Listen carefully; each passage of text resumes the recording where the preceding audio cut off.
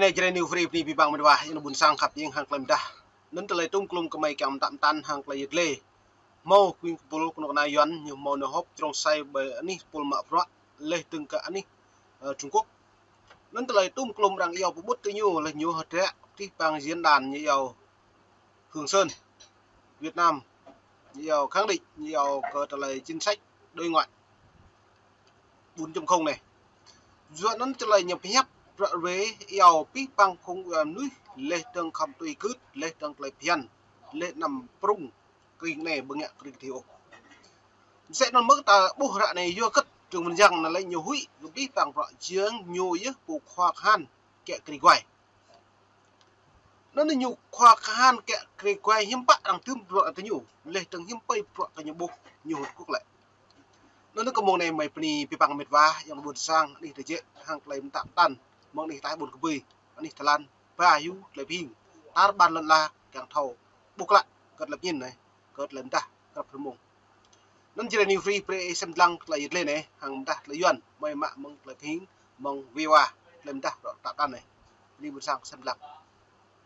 và kiên định chính sách 4.0 của mình, cũng như kêu gọi các nước tôn trọng độc lập chủ quyền khi phát biểu tại diễn đàn Hương Sơn, Bắc Kinh ở Trung Quốc hôm 13 tháng 9 theo truyền thông trong nước. Ông Giang tái khẳng định lại điều mà các lãnh đạo cao nhất của Việt Nam từng nhiều lần nói trước đây về chính sách quốc phòng và đối ngoại của Việt Nam nhằm cân bằng giữa các cường quốc, đặc biệt là Mỹ và Trung Quốc trong bài phát biểu được Quân đội Nhân dân và Tuổi Trẻ. Bây giờ, lần diễn đàn Hương Sơn này, Việt Nam khẳng định chính sách trên không có trở lại rõ về này, chính sách trên không này lại vi bằng rõ, vừa cất lại, vừa đã cất lại tung lôm hàng lại đà. Nên vừa đã vi bằng chính sách này hiếm bảy đã bổ nên trong sai bởi này Trung Quốc lại rõ về còn Linh Hán lại rõ về tọa doài né rõ về còn lại quay vừa hiếm bảy vừa Trung Quốc tạm tan lại vừa mong đừng đã là lầu thì bộ mộ cất lấy lờ vừa yêu căng thẳng sẽ hàng lấy thôn việt này vừa biết một cớ quay lên trong mồm núi đang phong lại so còn Trung Quốc vừa đây lại Trung Quốc kia cô lận là nhiều xăm mới nhùm ta nhiều lệ bộ mộ vừa ta keng Trung Quốc keng tôi cứ lê vắt nuôi lần chả con không thì cứ lấy phiền bộ mộ bùa lấy can thiệp rõ lần chả là bùa đi bất hạnh này vừa cất nhiều hụi với mạ rằng đã can thiệp của rõ lần lại vừa ta lấy ta lùm nuôi rình gà keng hil thì nhớ mang thực thi của luật biên giới bắt đầu luật biến mang nôn nhung một trào này dạ này lại nhiều tố xăm lắng ta lấy quay lên từng lùm ta cả nạo buồn sang như mút tơ mà cái chả còn nấm mạ cái chả còn vừa ta cất lại vừa ta đã buộc cất lại tung klum này lại rằng rim plan tắm nhớ là một mạ nạo buồn sang cả nhu nấm mạ cán keo quay rằng bởi anh hiện đáo hoàng sa thực xa nó là càng lắc đánh chấp lên từng nhiều tuy mất về nuôi nạo buồn sang cái phố lên từng nèo keo tập năng trong Philippines tập năng lũ trong cả đực Việt Nam màu pre của này như pre nạo buồn sang nhiều mạng xong tơ là một mạng nạo buồn sang hiện bạn nhu nèo bỏ lạnh lên từng nhu lệ xăm vật rẻ nhu pre nào chỉ nhiều pre lệ nạo buồn sang nhu ngẹt bia đỡ đạn chủ xong lại phía nhập chỉ có chúng giang này khoa linh hàn prong kẹt trì quay đó lại nhưng bạn nhầm trốn nhu lệ của pro mày lệ bù tuy bộ màu bùa lây can thiệp truyền pro thì nhủ không cha bơi không lựa cụ cha nần bây giờ cất lại nhiều bộ công khai ở cột pro từ đa Hoàng Sa bờ đa biên giới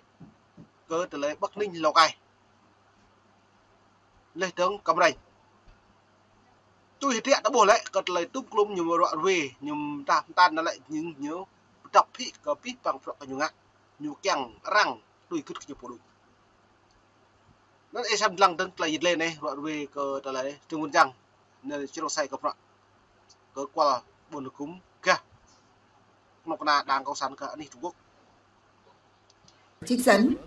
Diễn đàn Hương Sơn ở Bắc Kinh là một đối thoại an ninh khu vực thường niên mà Trung Quốc thiết lập từ năm 2016. Diễn đàn năm nay có sự tham dự của các bộ trưởng quốc phòng và quan chức từ hơn 100 nước, với chủ đề là cùng xây dựng hòa bình, cùng chia sẻ tương lai.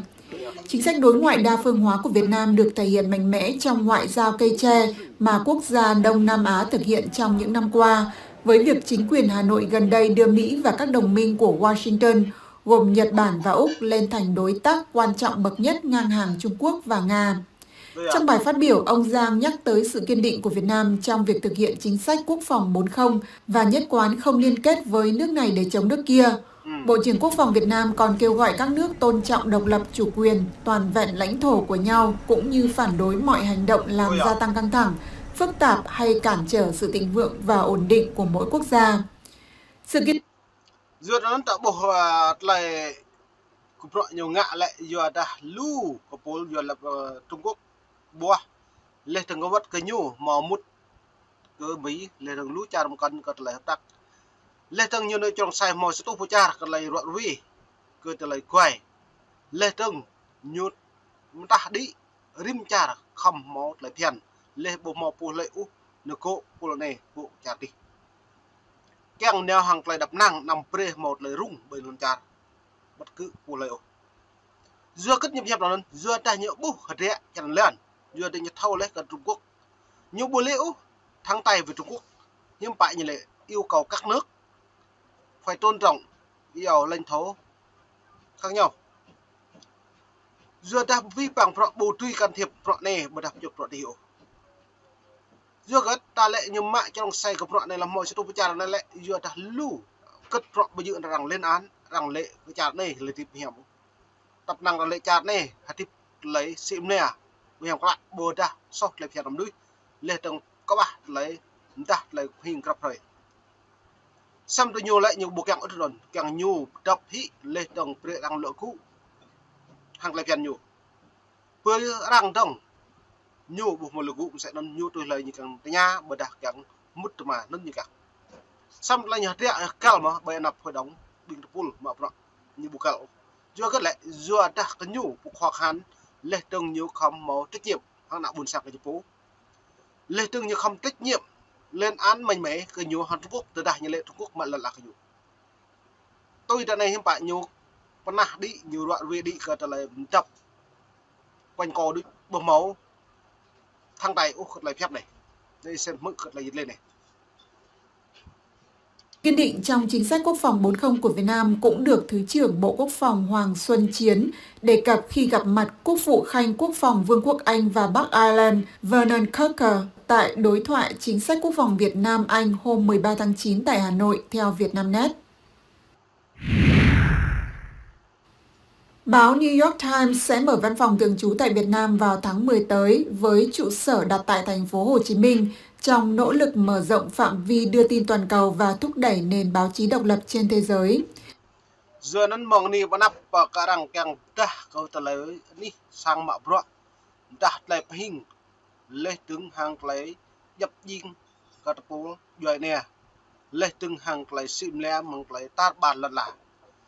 nên ta xem lăng lấy hiếm bạn mai như túi mà giờ nên ta xem lăng ta bột rẻ thầu cao gặp loại nhầm ta này hiếm vậy lời cao nhiều bởi đâu hiếm bơi lại giữ cái nhiều nên xem lăng lấy lên này. Trong một bản tin đưa ra hôm 12 tháng 9, công ty The New York Times cho biết rằng Việt Nam từ lâu luôn đóng vai trò quan trọng trong những vấn đề toàn cầu. Tờ báo này từng đưa tin về Việt Nam trong những thời khắc quan trọng của lịch sử, từ khi bắt đầu chế độ thực dân Pháp cho đến những biến động của cuộc chiến tranh Việt Nam. Văn phòng của New York Times tại Việt Nam đóng cửa vào năm 1975 khi cuộc chiến tranh tại Việt Nam kết thúc. Kể từ đó, tờ báo này không có phóng viên toàn thời gian tại nước Việt Nam thống nhất. Việc New York Times trở lại Việt Nam là chỉ dấu về sự trỗi dậy của châu Á như trung tâm quyền lực quan trọng về kinh tế và chính trị. Công ty cho biết như vậy trong bản tin và nói thêm rằng điều này cũng thể hiện cam kết của Ban tin tức quốc tế The Times trong Chinh như sự bất ni bắt lệ cơ mạ pro bởi văn phòng bởi ni Việt Nam. Xong lại nhập bắt lệ mạ pro bởi văn phòng thêm bạn đã bổ. Mà ai nhật lại này có đục nạ đáng công sản Việt Nam đấy nhiều bắt học bố về. Bù trả nhiều kẹng nga. Nhưng bây lẻ rẻ cái nhiều mạ pro một điểm năm. Tôi hằng đáng công sản Việt Nam lại bởi ni lần cha đáng nhiều trên hết bù tùy thông tin báo chí một cách út thì mút mà bằng lại đáng thì nhóm bằng lần trả cái phụ nó nơi tụ Việt Nam hoàn tụ sọ lum ta lại phiền có ta lấy thông tin báo chí lê tướng ta lấy nuôi mạ prọ tùy cho xem lại cái cả như dập vấn đề của nhân quyền tự do thông tin tự do báo chí như mẫu do nó đang áp đặt rằng từ nhu mong niệm nạp rằng trun nục đến lê trong rằng thành lập một sao nục mạ prọ đúng lại phiền lê tướng hàng lại làm a giữ hàng lại cái cả bởi buồn cùng wrong anh đi chặt nhau nó đã xem lăng đang mười nạp vào mười pni bị băng em buồn sang đã xem lăng nó dọn này nhưng bạn như mà có bị bằng họ làm phép lần mong nịt mong đừng xịt nick mười đoạn về cả một tùm núm ô lầu chữ mong ni các bạn đi vào play nó cao ít à phao từ lúc nước thâu lại training free ta bàn lần lạp về thấu mười độ này tại buồn quỳ ni Thái Lan vàอยู่về hình vào crop về mong ni buồn sang khắp đi